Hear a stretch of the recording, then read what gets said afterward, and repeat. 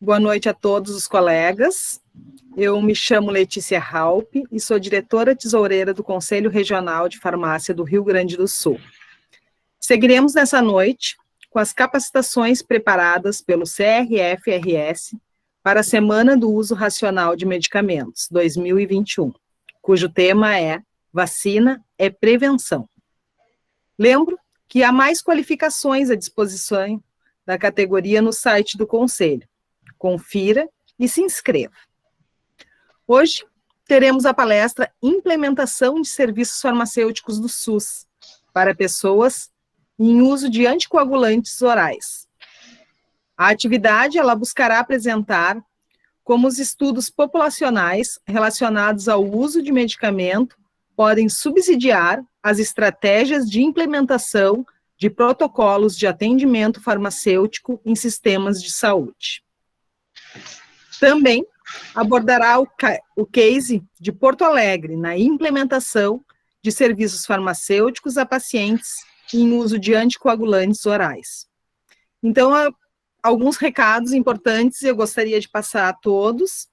Eu solicito que os participantes coloquem os seus nomes completos no chat, que aparece ao lado, para que possamos fazer a conferência dos participantes e gerar os certificados que vão estar disponíveis no acesso restrito após o evento. Pedimos também que todos fiquem com seus microfones no mudo, para evitar ruídos durante a apresentação. Informamos que a apresentação ela está sendo gravada e será disponibilizada amanhã no nosso acesso restrito. Anotem as suas perguntas, que ao final abriremos para as dúvidas. Para organizar as falas, após o pedido do palestrante, quem tiver perguntas, se inscreva no chat para falar. Nós vamos seguir a ordem que está no chat. Em nome da diretoria do CRF-RS, agradeço a quem nos assiste nessa noite e também aos palestrantes, Leonel Almeida e Matheus Becker. Leonel implantou em farmácia comunitária, serviço premiado em 2015 pelo Conselho Regional de Farmácia do Rio Grande do Sul, voltado a pacientes com diabetes e hipertensos.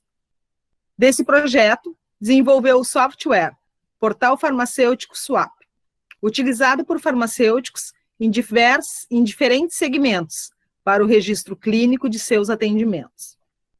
No SUS, implantou serviços farmacêuticos clínicos voltados a pacientes com diabetes e asma, em farmácia distrital de Porto Alegre, além de compor a Comissão de Farmácia e Terapêutica do município.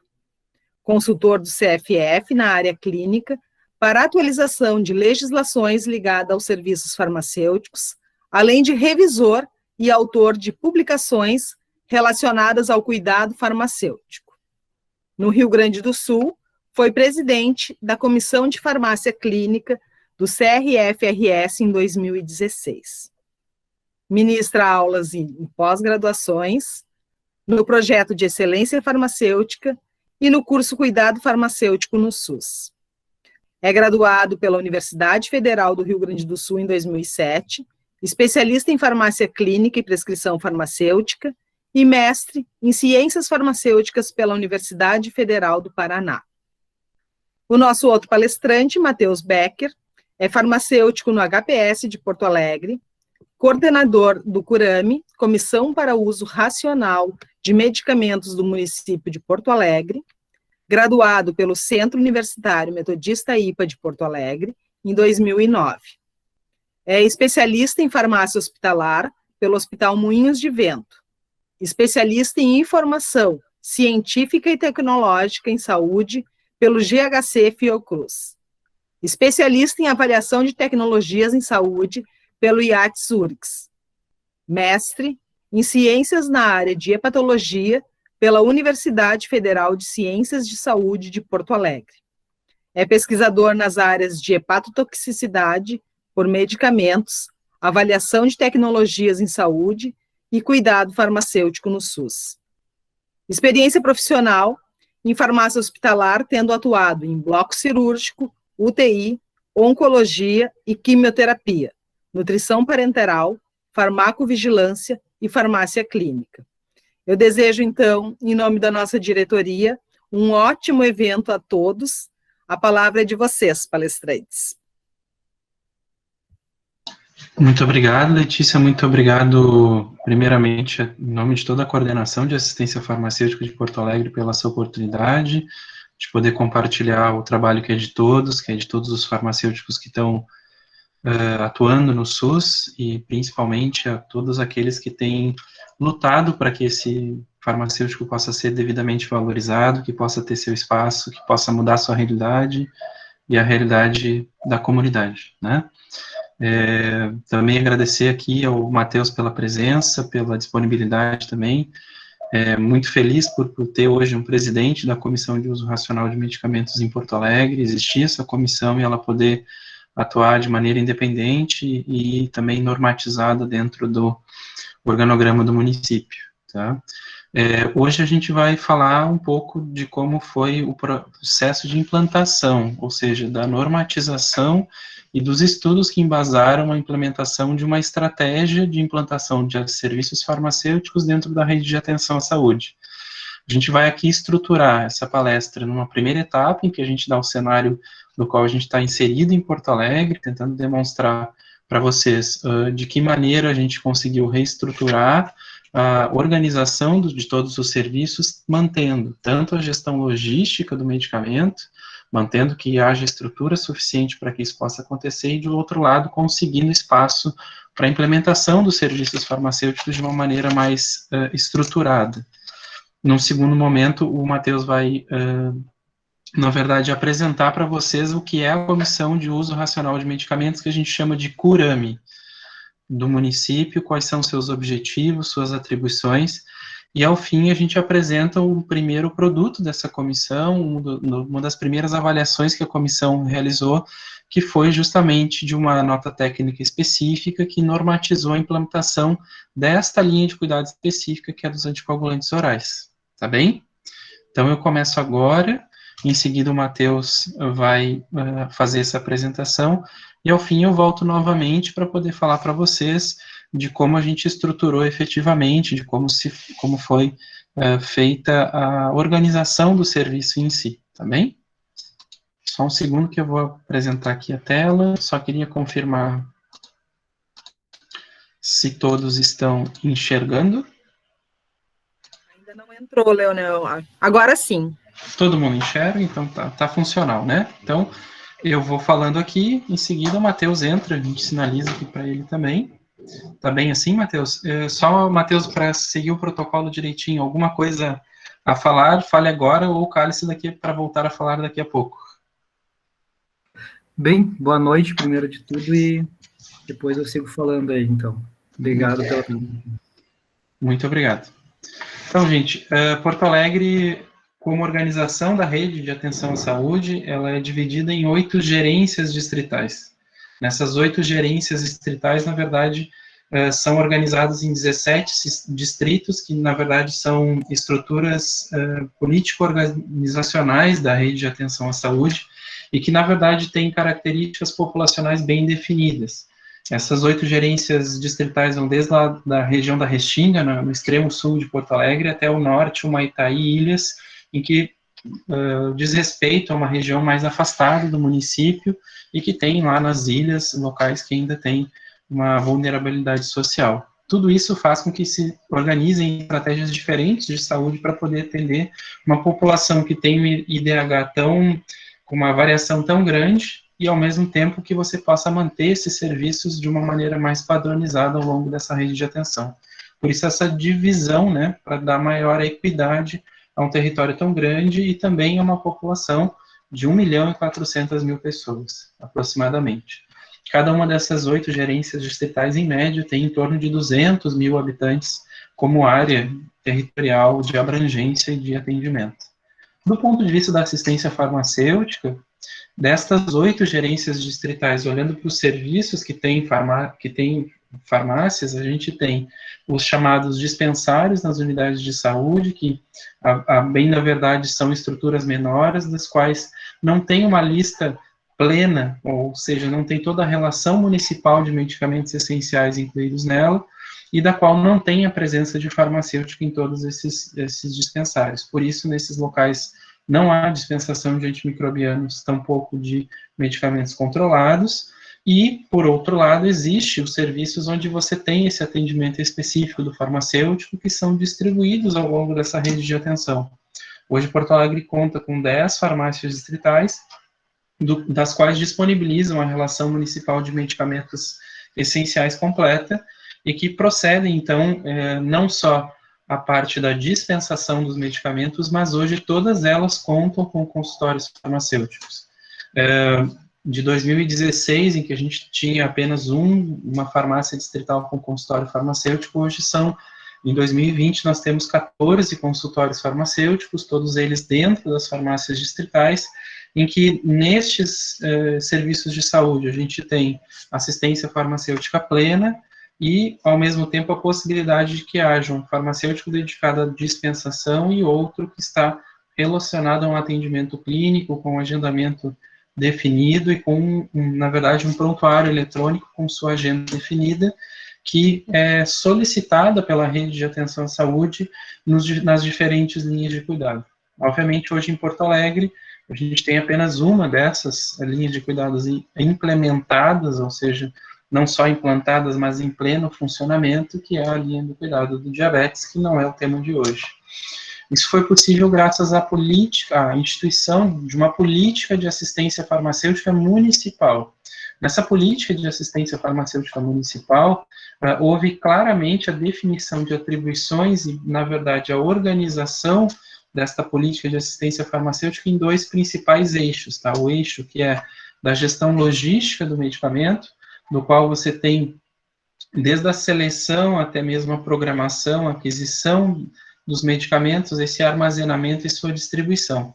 Na interface entre esse ciclo da assistência farmacêutica, onde a gente tem essa dispensação de medicamentos, a política municipal de assistência farmacêutica incluiu essa gestão clínica do medicamento ou a gestão do cuidado farmacêutico. A partir da análise do resultado do uso racional, do uso dos medicamentos pela população, seja ele racional ou não, pôde-se, então, analisar as principais demandas dessa comunidade, as principais demandas dessa população, para que a gente pudesse ter uma indicação clínica e um objetivo terapêutico mais bem definido, uma compreensão pelo paciente e a sua adesão ao tratamento, com o objetivo, então, de garantir essa efetividade e segurança na terapêutica.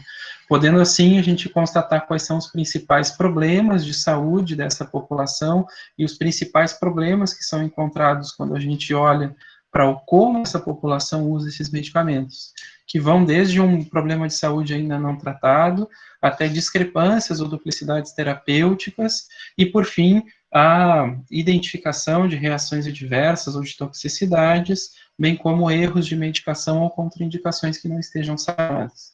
Então, o objetivo da política de assistência farmacêutica foi deixar bem claro e definido essa atribuição para cada um desses eixos principais, ou seja, houve a luz de uma necessidade do crescimento de uma população, que obviamente está envelhecendo como toda a população mundial, e que tem necessitado de mais medicamentos e de também, obviamente, com as condições crônicas se avançando nesse avanço da idade, necessariamente é importante que a gente tenha, então, uma gestão clínica desse uso do medicamento e não só o simples acesso ao medicamento como resultado da resolução de saúde. É importante que a gente possa ver que simplesmente dar acesso aos medicamentos ou dar esse medicamento gratuitamente não resolve os problemas de saúde e tampouco vai ser suficiente para sanar as principais demandas da comunidade ao longo dessa história e desse trajeto do cuidado, ou seja, ao longo da história de vida dessa pessoa e da história dela em relação ao seu uso de medicamentos. Ao se fazer essa reorganização em que claramente ficam definidos os papéis de gestão logística e gestão do cuidado, essas farmácias distritais que antes acumulavam as funções de logísticas, de, por exemplo, separar pedidos para unidades de saúde, fazer uma interface logística de armazenamento secundário ao longo da nossa rede de atenção, passaram a ter um papel em que elas valorizassem o seu atendimento à população, ou seja, que a sua forma de atuar fosse na direção da demanda das pessoas, e a partir daí conseguir poder efetivamente gerar uma gestão clínica desse medicamento. Essa separação entre o que a farmácia distrital tinha como atribuição mais centrada dentro da gestão clínica do medicamento, da dispensação e orientação adequada, bem como o acesso aos serviços farmacêuticos, fizeram com que a gestão logística do medicamento tivesse de se reordenar dentro de uma outra lógica, da qual foi fundamental a implementação de um sistema informatizado que nos desse, principalmente, clareza sobre o quantas pessoas são atendidas, e a bem da verdade a gente tem um sistema que hoje é informatizado, centrado na pessoa e no seu uso de medicamentos, ou seja, a gente consegue saber hoje o que cada pessoa que tem acesso a medicamentos em Porto Alegre usa e qual é o seu histórico de uso, o que estava prescrito e o que foi efetivamente entregue. E nessa relação entre o que é prescrito e totalmente entregue, nós conseguimos ter uma luz sobre o que efetivamente tem sido a adesão ao tratamento dessa população, quando a gente olha cada um dos medicamentos e os analisa, né, do ponto de vista do que efetivamente deveria ter sido retirado por essa pessoa e o que ela, de fato, retira e o que está prescrito. Ou seja, a gente consegue verificar os principais problemas que estão relacionados a essa adesão. Só que isso ao longo de 171 serviços de saúde, e como resultado direto dessa informatização, obviamente, a gestão logística fica mais facilitada. Em 2018, apenas, nós tivemos uma economia de 4 milhões de reais, e hoje uma melhor sustentabilidade, ou seja, uma redução do déficit, né, que a gente tem no SUS. É importante deixar claro para todos que qualquer município hoje recebe em torno de R$10 habitante ano para poder comprar medicamentos e os distribuir à população. Isso tem sido insuficiente historicamente para todos os municípios e, obviamente, cada município tem que bancar do seu tesouro próprio, né, ou seja, do seu banco, por assim dizer, próprio, o custo para adquirir medicamentos e poder os manter em quantidade suficiente na prateleira para estar à disposição da população. Além disso, a gente está falando que essa reordenação da assistência farmacêutica como um todo permitiu, então, com essa redução e essa economia, por conta de uma melhor controle de estoques e uma melhor gestão da programação nesses diferentes serviços, ampliar a lista de medicamentos de 146 para 165 itens. A gente está falando aí de um aumento de 16% no número de itens dessa lista, e bem como não só ampliar o número de medicamentos, mas também distribuir mais, ou seja, na variação entre 2016 e 2020, a gente está falando de 160 milhões de unidades posológicas de cada medicamento para 207 milhões, o que dá um aumento na prática de 30%, ou seja, não foi simplesmente reduzir o acesso das pessoas para garantir um financiamento, não, a gente está falando de ampliar o número de medicamentos, ou seja, a racionalização do uso, ampliar o número de medicamentos de uma relação municipal, bem como ampliar a sua distribuição, para que a gente pudesse chegar aqui. Ou seja, quando a gente teve o diagnóstico por parte dos sistemas informatizados, a gente conseguiu efetivamente entender quais eram as verdadeiras necessidades da população. Ao analisar esse consumo pela população, você consegue, então, implementar efetivamente serviços farmacêuticos estruturados que vão não só gerar economia para o município, uma valorização da assistência farmacêutica, mas principalmente que dê um maior suporte de um cuidado clínico por parte de um profissional capacitado, que é o cuidado farmacêutico para esse paciente, para essas pessoas, para a sua família. A partir disso, foi analisado, então, quais eram os principais gaps da rede de atenção, ou seja, onde nós tínhamos as principais transições de níveis de cuidado, quais dessas transições estavam ligadas especificamente a algum dos tipos de medicamentos e aonde nós tínhamos as situações mais críticas em relação ao consumo, ao uso e a correlação entre um mau uso desse medicamento e uma internação. Então, a partir dessas relações, a primeira delas, obviamente, foi do diabetes, em que a gente tem um programa estruturado com a necessidade, na verdade, com a obrigatoriedade de um atendimento farmacêutico inicial e 4 consultas estruturadas para que essa pessoa entre dentro desse atendimento e possa sair e retornar para a sua unidade de saúde com conhecimento e um autocuidado suficiente para que ele possa ter uma melhor adesão ao tratamento. Além disso, existem outras 3 linhas bem implementadas, mas não implementadas da maneira corretas, ou seja, se implantou essas outras 3 linhas, uma delas é o que a gente vai falar hoje, os anticoagulantes orais, mas também fizemos já com algum impacto, visto principalmente em internações, quando a gente fala da asma, principalmente no uso de dispositivos orais, e no outro lado do tabagismo, tendo um dos principais gaps da atenção primária é a baixa adesão dos prescritores aos protocolos do tabagismo, ao oferecimento de uma consulta para parar de fumar. Então, aqui foi permitido ao farmacêutico também ser mais um profissional a agregar nessa demanda reprimida que a atenção primária tem ainda, de pessoas que querem parar de fumar e acabam não tendo acesso ao tratamento adequado e um acompanhamento devido. Além disso, vocês me perdoem aqui que tem um errinho no slide, nós temos 3 comissões definidas a partir dessa política de assistência farmacêutica.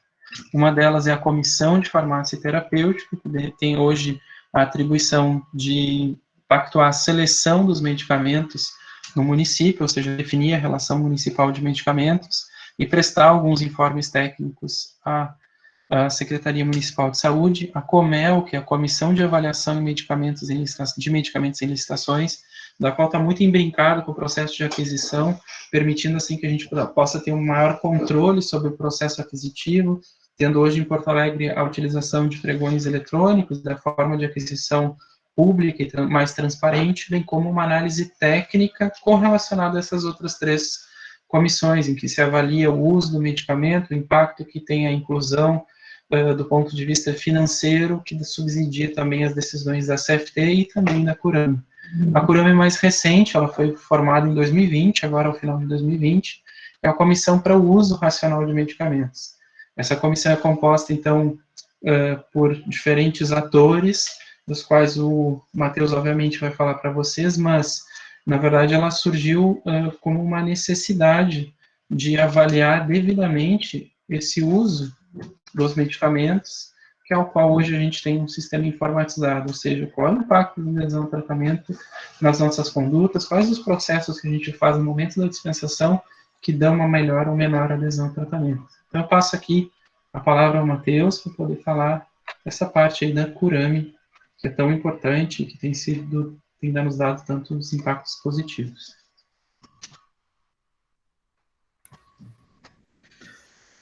Bem, boa noite. Vou colocar aqui minha apresentação.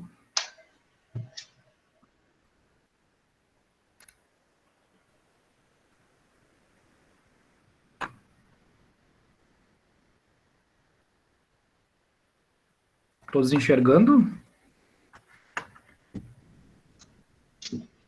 Sim? Não entrou ainda, Matheus, tudo bom? Tudo bem? Vamos. Só um ok quando vocês enxergarem, então, que eu inicio.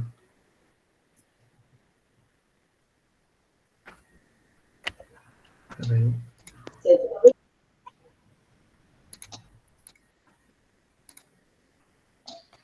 Dá uma tentadinha de novo, Matheus. Agora foi. Foi? Perfeito, agora foi. Bem, então, boa noite. Já fui devidamente apresentado. Então, falar um pouquinho rapidamente sobre a CURAME e depois o Leonel vai seguir falando mais diretamente a linha de cuidado dos anticoagulantes, né? Então, por que, né, falar então de uso racional de medicamentos? Por que a gente tem uma comissão, né, para esse tema?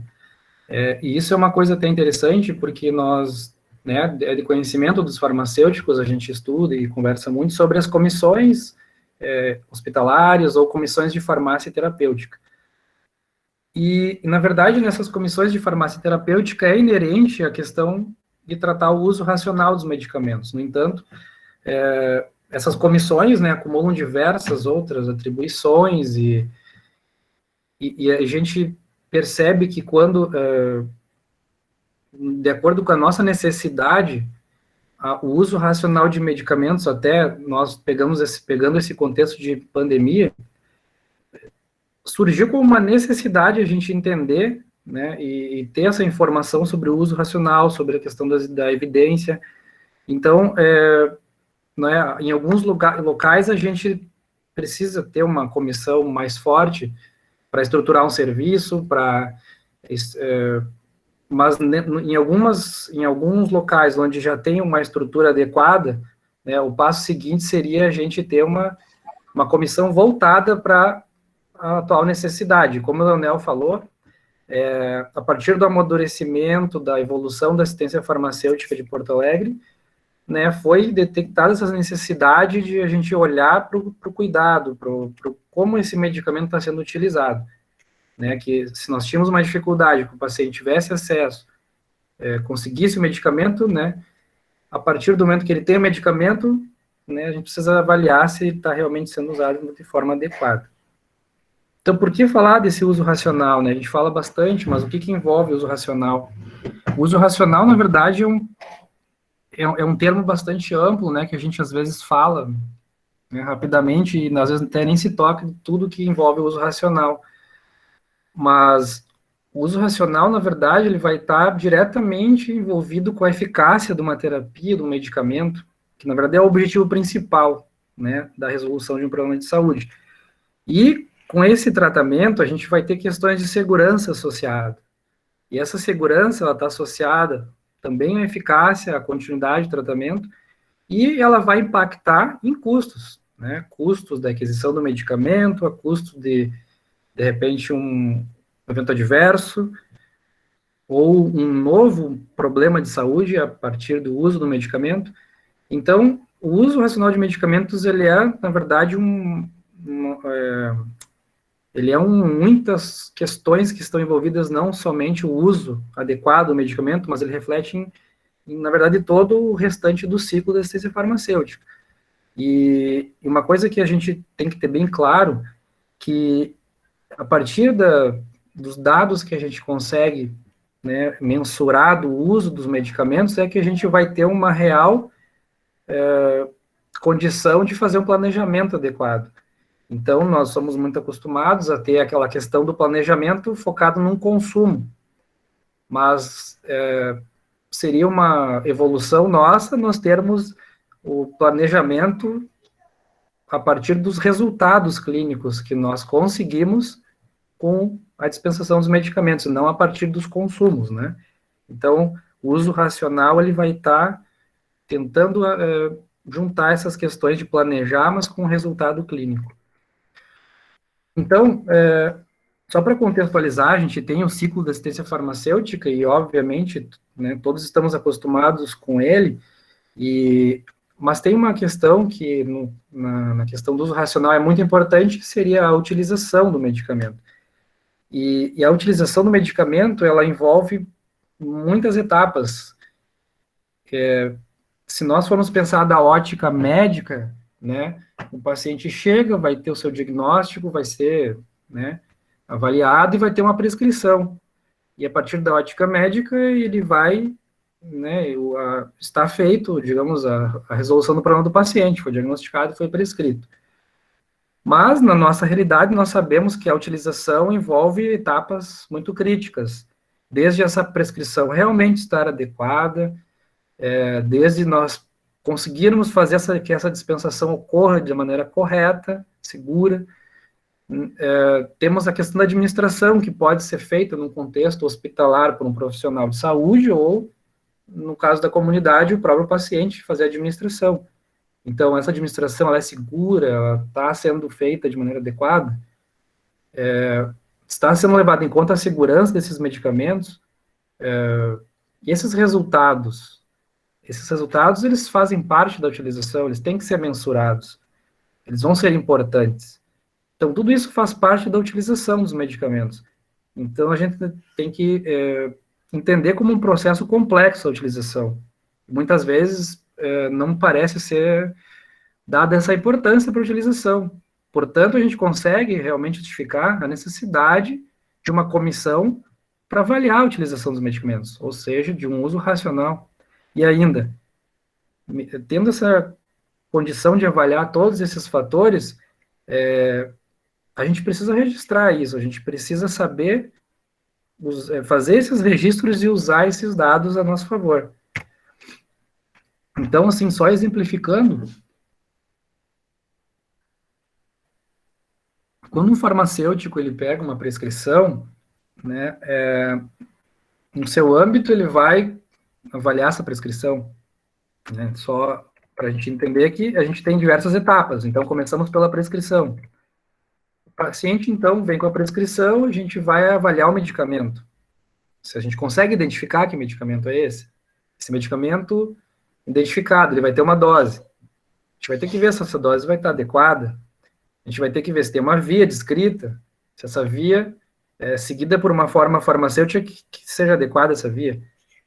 Vamos ter que ver se vai ter modo de administração, se esse modo de administração faz sentido. O tempo de tratamento, ele tem que estar descrito. Ele tem que fazer sentido.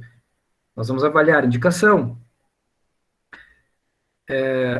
A partir disso, a gente vai fazer uma avaliação se está claro como vai ser utilizado esse medicamento naquele contexto, daquele paciente, com aquela receita. Nós vamos ter que, em determinadas situações, prestar orientações de várias naturezas, como uma técnica de uso do medicamento de uma forma complexa, dispositivos que são necessários para a administração de alguns medicamentos, peculiaridades na questão do armazenamento, e mesmo assim, toda essa nossa avaliação, ainda a gente tem que estar preocupado se quando a gente vai entregar esse medicamento, a gente tem que estar atento a estar dando a informação ao paciente sobre reações adversas. Se esse paciente vai precisar se preocupar com sangramento, com uma sonolência. Então, algumas coisas vão ser importantes a gente falar com o paciente. E dessa questão de segurança, né? Se o paciente tem um problema de saúde que ele precisa tratar, ele precisa ter certeza que isso está funcionando. Então, o paciente tem que ser orientado a monitorar a eficácia desse medicamento.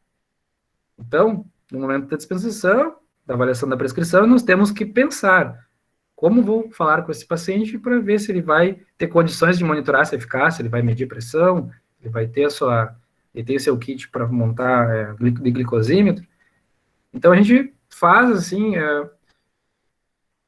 automaticamente essas avaliações diariamente, de forma rápida, né? E, se nós formos ver, a gente vai olhar um medicamento. Daí, teremos outro medicamento, e outro medicamento, uma receita com 5 a 6, 7 medicamentos. E teremos que fazer essas avaliações em momentos com muito movimento, num balcão. Então, o uso racional, ele é um processo complexo e exige muito do farmacêutico. Então, a gente vai ver que no processo de uso, a prescrição estando ok, a gente vai ter outros processos ainda. Como eu falei antes, a dispensação, a administração, a segurança no uso desse medicamento e esses resultados vão estar sendo monitorados, o paciente está retornando ao médico para reavaliar aquela terapia. Então, tudo isso é também nossa responsabilidade, tudo isso, a nossa preocupação com isso, está envolvida com o uso racional. Então, na verdade, eu não vou falar sobre cada um desses pontos, né, mas que não é objetivo, mas para nós pensarmos que o uso do medicamento é um processo muito complexo. Então, sobre a questão do uso do medicamento, há a necessidade de um cuidado farmacêutico para auxiliar nesse uso. E, obviamente, né, a gente vai acabar elencando linhas de cuidado com medicamentos de mais alto risco, com uma necessidade que a gente detecta na nossa população. E conforme, né, o Leonel colocou, Porto Alegre teve suas linhas de cuidados definidas, e a partir de uma evolução de melhorias estruturais, informatização, uma melhoria do acesso, se criou as linhas de cuidado, com um plano, então, de inserir o farmacêutico nesse cuidado, esse plano terapêutico do paciente. Então, criando o grupo de trabalho Cuidado Farmacêutico, que envolveu alguns farmacêuticos das farmácias distritais, inicialmente.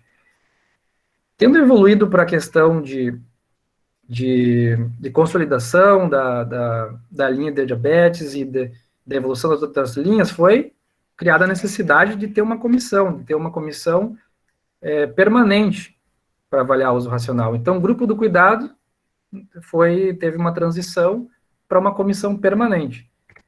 Então, essa comissão, ela teve como atribuições definidas revisar periodicamente normas de prescrição.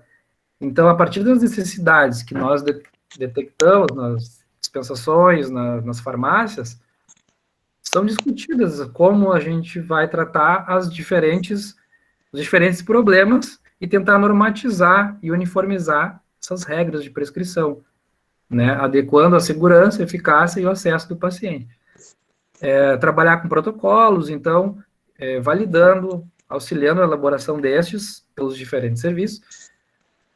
Promover ações de uso racional nos diferentes serviços, com os diferentes profissionais, tentar transmitir essa ideia que o uso racional não é uma bandeira farmacêutica de todos os profissionais de saúde.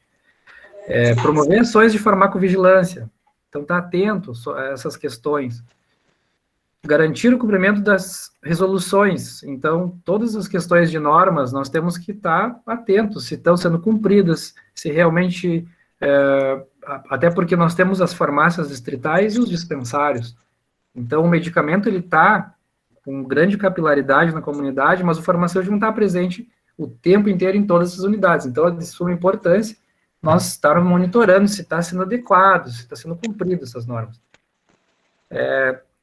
Estar sempre à disposição do secretário, né, para a questão de elaboração, de assessoramento, elaboração das notas técnicas em conjunto com a coordenação e avaliação das ações no cuidado farmacêutico, elaboração de guias, boletins informativos, foco na educação em saúde, principalmente na questão da prevenção, no uso racional, segurança do paciente, né, e desenvolver atividades que subsidiem a tomar a decisão. Então, é aquilo que eu falei dos registros, né, nós temos, assim, padronizar como nós vamos registrar nossos dados, se nós conseguirmos aferir as glicemias dos pacientes a partir do nosso cuidado, como é que a gente vai avaliar isso? Como é que isso vai nos ajudar a tomar uma decisão na questão depois de uma incorporação no medicamento, na mudança de um protocolo? Então, é uma comissão que vem para auxiliar as outras comissões, para auxiliar a coordenação e auxiliar os farmacêuticos que estão no município de Porto Alegre.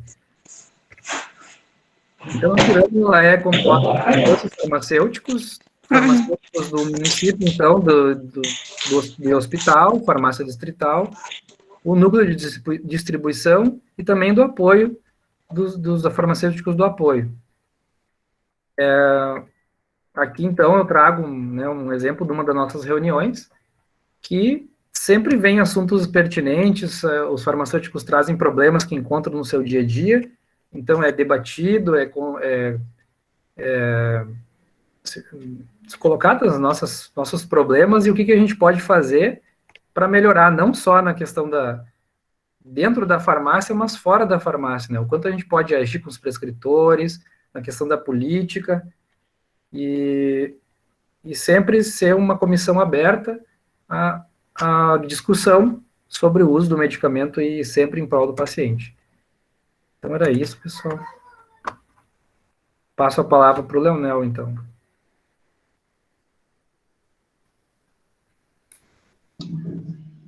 Beleza, muito obrigado, Matheus. Então, continuando assim, vou colocar aqui para vocês agora o que a gente acabou por elaborar como resultado desse encontro da Comissão do Uso Racional de Medicamentos. Obviamente, a Curame ainda tem... Dá para todo mundo ver? Deu certo? Só para tirar essa dúvida, porque para mim não... Ainda não entrou, agora sim, Leonel. Entrou? Beleza. Muito obrigado. Desculpa que a gente não vê o que está apresentando, é muito engraçado isso no mundo online. Então, assim, subsidiando aquilo que o Matheus trouxe, a gente formou, então, uma comissão para o uso racional de medicamentos, do qual ela consegue fazer essa interface entre o que você vivencia no dia a dia, naquele momento da dispensação, quais são os principais problemas que você encontra quando estão relacionados à prescrição, à dose de medicamentos, ou geralmente as linhas das quais os prescritores estão tomando nas condutas em relação ao uso desses medicamentos, e a partir disso poder definir não só condutas em relação à segurança do paciente, ou seja, restringir um certo número de doses, uma certa linha de prescrição que está acontecendo dentro da rede de atenção à saúde, mas também poder olhar aonde estão os principais gaps de uso desses medicamentos. Então, por isso, a época foi definido como principal, vamos dizer assim, prioritariamente definir com maior antecedência a questão de uma linha de cuidado e, na verdade, de pegar as principais necessidades das pessoas que estavam em uso de anticoagulantes orais e poder definir uma linha de cuidado em que o farmacêutico conseguisse resolver na farmácia distrital, ou seja, num único ponto da rede de atenção, diversos problemas que, na verdade, afetavam todo o resto da rede e acabavam tornando, assim, a farmácia e o farmacêutico mais resolutivos e pudessem fazer um tratamento adequado. Por que usar os anticoagulantes orais? Por que eles eram prioritários? Primeiro, a gente tem que ver que os anticoagulantes orais estão dentro das linhas de cuidado da prevenção do tromboembolismo venoso, da prevenção do embolismo sistêmico em alguns pacientes com prótese valvar, da prevenção de acidentes vasculares cerebrais ou do infarto agudo do miocárdio e também para o tratamento de complicações tromboembólicas.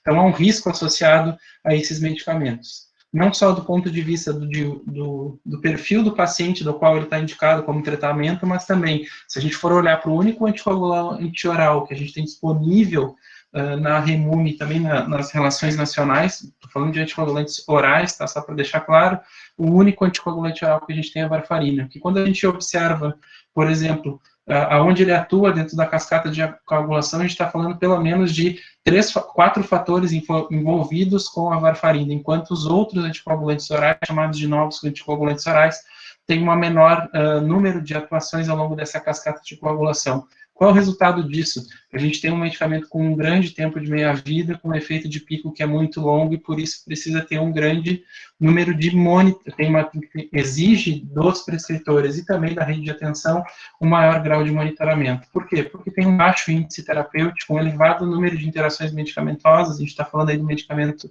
com maior número de interações, um risco de sangramentos, ou seja, de complicações e eventos adversos atrelados ao uso desse medicamento, quando a gente está falando, por exemplo, de valores de NR acima de 5, e também a necessidade de monitoramento contínuo desse paciente, do qual, para este uso a longo prazo, é necessário, então, um monitoramento mais adequado e mais, que a gente acaba vendo na realidade.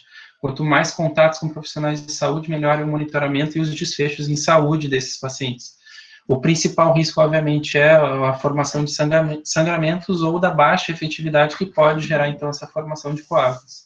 Alguns dados corroboram, então, para que, por exemplo, né, a varfarina tenha sido responsável, no caso norte-americano, por mais ou menos 29 mil visitas anuais devido a complicações relacionadas ao sangramento. O risco de sangramento associado ao uso de varfarina está entre 10% a 24% dos casos relatados. Aí, além disso, sabe-se, né, que valores acima desse INR acima de 5 geram uma chance e o risco de hemorragia muito maior nesses casos. Outros preditores são, por exemplo, o pouco controle laboratorial, que é uma das principais questões que a gente tem um profissional como farmacêutico que tem a capacidade e até como atribuição clínica, solicitação de exames, e do qual é muito pouco utilizado pela atenção primária e também pela estrutura do Ministério da Saúde e da forma como a gente vê a saúde. A gente não vê o farmacêutico como alguém que pode solicitar exames para auxiliar no monitoramento dos pacientes. Isso ainda é pouco utilizado. E, além disso, outro preditor importante que a gente está falando aqui é da doença vascular periférica e das doenças cerebrovasculares. Quando a gente fala também na questão de varfarina, a gente está falando de um medicamento em que, dentro do contexto do uso de medicamentos, é muito importante a gente colocar que um dos principais fatores associados à baixa adesão ao tratamento está relacionado ao medo do paciente em relação ao seu tratamento. Quando você chega e diz para ele, olha, você está usando um anticoagulante oral, o que ele pensa na cabeça dele? Olha, isso altera o meu sangue, afina o sangue, e aí nós vamos indo, ou seja, pode gerar uma hemorragia, tem que ter todo um cuidado, olha, você tem que fazer exames. Imagina para você que for paciente, como é que se sentiria em relação a isso? Você faria uma adesão ao tratamento devida sabendo que ele é tão perigoso assim? Se um paciente não consegue se ver dessa maneira, imagina como deve ser a adesão e o comportamento desse paciente diante de ter de se tratar com anticoagulante oral. E se a gente for observar a adesão, a adesão ao tratamento é conceituado como o grau de comportamento de uma pessoa em relação ao uso dos medicamentos. Obviamente, a gente tem uma questão bem importante aqui que a gente fala e que, quando você tem a gestão logística bem resolvida, ela é devidamente definida, tá? Uma das questões mais importantes para a adesão primária, a gente está falando, é o acesso inicial à terapia. E a secundária é aquela que está usada ao comportamento dessa pessoa depois de ter tido esse acesso inicial. Em geral, nos sistemas de saúde, honestamente, a gente tem muitas faltas de medicamentos, Então, pessoas que têm, e um dos principais fatores para baixa adesão é custo em saúde, ou seja, o quanto eu gasto para comprar esse medicamento. Então, nessa questão da adesão primária, é fundamental que a gente possa olhar com outros olhos a resolução da gestão logística e de ter um acesso ao medicamento contínuo, ou seja, que efetivamente ele possa ser prescrito como deve, ou seja, ele tem que estar dentro dos protocolos que são utilizados pelos prescritores. E, num segundo ponto, é fundamental que ele tenha acesso, que ele tenha condições de chegar na farmácia e ele ainda tenha lá, certo? No ponto de vista do secundário, aí sim, a gente lida com a necessidade de ter um profissional para cuidar dessa pessoa ao longo da trajetória da doença, certo? Que vão desde as questões socioeconômicas, ter dinheiro para comprar essa terapia, até mesmo uma pessoa que usa muitos medicamentos, você tem que lidar com diversos horários, no qual a vida dela se torna, e é totalmente impactada, sua rotina, para ter que tomar o medicamento em diversos horários diferentes. As diferentes condições de saúde, a gente está falando também de pessoas e de condições de saúde que podem impactar nessa lesão, desde o esquecimento, quando a gente fala do Alzheimer, até mesmo a condições que dificultam a locomoção dessa pessoa, como a gente tem no diabetes de pessoas amputadas, que acabam não conseguindo se locomover para poder ter acesso ao medicamento, por exemplo. E, além disso, a correlação desta com os profissionais, com o serviço de saúde e com a equipe. O que a gente sabe, que quando todo mundo dá a mão para que essa quebra-cabeça possa se encaixar e tenha um profissional que tenha mais vezes acesso a essa pessoa, ou seja, quanto mais vezes ela tem um contato direto, olho no olho, melhor é a adesão ao tratamento desses pacientes. O estudo que a gente conduziu aqui avaliou a taxa de adesão ao paciente em uso de varfarina em Porto Alegre. Então, esses pacientes foram classificados de acordo com o uso, né, ou seja, todos aqueles que utilizavam mais de 2 vezes esse medicamento eram classificados quanto à sua adesão ao tratamento. Isso ao longo de 2 anos inteiros, 2017 e 2018. Se avaliou cada um desses pacientes, foram 3.500 no total, e aí se classificou eles quanto ao grau de adesão. Como é que a gente avaliou esse grau de adesão? Entre 80% das vezes e 120% das vezes, esse paciente era considerado aderente. Acima de 120, sobreaderente, o que pode ser um risco quando a gente fala da varfarina, e abaixo de 80%, considerados subaderentes. A conclusão do estudo é que 80% das pessoas foram subaderentes. E não por consequência, tá, e não por acaso, quando foi se olhar o perfil farmacoterapêutico desses pacientes em relação ao número de medicamentos em uso, além da varfarina, ou seja, que usavam varfarina e outros medicamentos, a gente tem que, primeiro, 30% deles praticamente, 28,2%, usavam 10 medicamentos ou mais. Somados, as pessoas que usam de 5 a 9 e as que utilizavam mais de 10 medicamentos, no total eu posso dizer para vocês que eram polimedicados em uso de varfarina 78,1% das pessoas. Quase 80% das pessoas usavam mais de 5 medicamentos, que é o ponto de corte que a gente tem na literatura para classificar alguém como polimedicado. Acho que a pergunta que fica aqui é como nós cuidamos dessas pessoas. Será que a gente vai ter uma rede de atenção à saúde resolutiva sem uma assistência farmacêutica que efetivamente seja atuante e possa olhar para elas? Será que basta elas irem até uma unidade de saúde, conseguir uma prescrição sem ter um acompanhamento adequado? Será que essas pessoas realmente vão conseguir se sentirem seguras na trajetória dessa doença? Quando a gente coloca, então, o farmacêutico no centro dessas questões, a gente sabe que tem menor custos em saúde, eventos adversos, um tempo mais curto para a estabilização dessa terapia, quando a gente olha para a varfarina, uma maior porcentagem de tempo no intervalo terapêutico adequado, uma redução da frequência de erros de uso dessa medicação, maior tempo também dentro da faixa do índice de INR, né, que é a faixa-alvo de tratamento, e principalmente uma redução das principais interações medicamentosas por essa avaliação pelo farmacêutico. Portanto, é fundamental que o farmacêutico deve estar atento a esses pacientes em uso e que aí sim possa ser solicitada uma consulta farmacêutica, certo?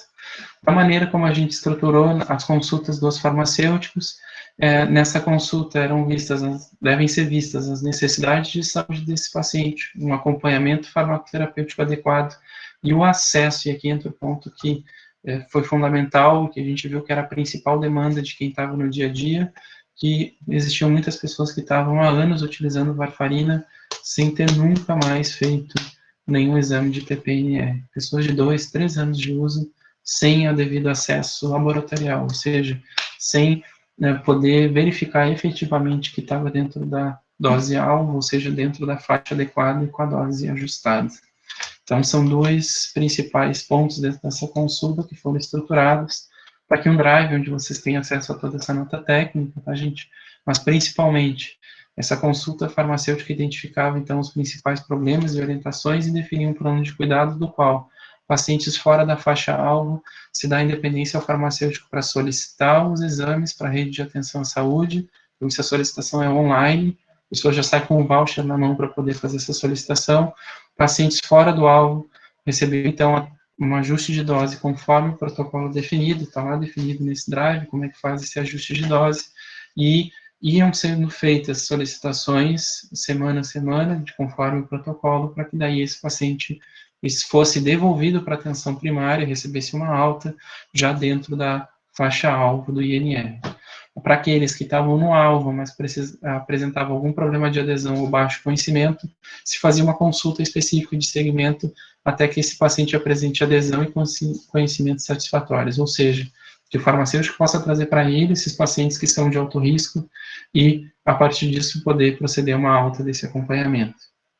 Principal ponto, gente, quais foram os pacientes elegíveis para essa linha de cuidado? Primeiro, pacientes que estavam há mais de 3 meses sem fazer essa retirada e que iam reiniciar essa terapia. Ponto 2, pacientes que estavam há mais de 4 meses, que é o preconizado, sem nenhuma solicitação de TPNR, que o farmacêutico pudesse fazer essa solicitação. E, por fim, aquele que, e agora tem um trabalho que é da Curame e de todos nós, diariamente, que é de constatar quem são os pacientes que têm uma adesão ou são considerados subaderentes, para que esses possam ser considerados pacientes elegíveis para essa consulta, ou seja, pacientes que retiraram menos da metade das vezes nos últimos 12 meses. Tudo bem? Para isso, então, gente, como conclusão, é fundamental que haja indicadores específicos que vão não só para a gestão logística, mas que também a gente define esses indicadores da gestão do cuidado farmacêutico, que vão desde a formação de uma comissão para avaliar quais são esses números, esses registros, como o Matheus colocou, que nos permitam ver como é que tem sido a atuação do farmacêutico e como está o uso desses medicamentos dentro da rede de atenção, que é fundamental que haja implementação, então, de serviços farmacêuticos que estejam conectados com a rede de atenção à saúde através de uma linha de cuidado definida e que isso possa se tornar, então, uma diretriz nacional de atendimento. Para concluir também, no caso aqui dos anticoagulantes orais, foi fundamental para sensibilizar os gestores e mostrar isso. 80% das pessoas usam muitos medicamentos, não sabem o que fazer com isso. E 80% delas, consequentemente, são subaderentes. Ou seja, a gente não tem cuidado das pessoas como deve e precisam ter um profissional para que esteja lá, porque na prática, tá, gente, não é simplesmente dar medicamentos se a gente está dando saúde para as pessoas. Na realidade, no mundo real que está ali do outro lado, é fundamental que as pessoas possam ser acompanhadas, que elas possam receber o suporte de um profissional de saúde para quando tem uma situação mais grave, ou seja, esses pacientes mais graves possam receber o atendimento do farmacêutico. Para isso, tá, gente, é fundamental que a gente possa ver que somos poucos farmacêuticos diante de uma demanda imensa. É fundamental que a gente filtre isso, ou seja, que a gente possa ter realmente na nossa frente quem mais precisa, o peixe grande. A gente até brincar, eu tenho um mar de gente na minha frente, a gente atende 600, 1000 pessoas por dia, muitas vezes nas farmácias distritais. A gente não precisa de todos os peixes, a gente precisa do peixe que vai morrer nesse mar. A gente precisa pegar o peixe com maior risco e a ele tratar da maneira como deve, dar maior equidade a esse sistema de saúde que é o SUS e assim poder dar maior resolutividade ao nosso sistema de saúde. Muito obrigado ao conselho, muito obrigado ao Matheus, muito obrigado a todos por todo esse trabalho que é de muitas e muitas mãos, assim. Esse é um trabalho de muita gente interessada e principalmente de pessoas que querem mudar a vida das pessoas, melhorar a vida das pessoas. Muito obrigado a todos.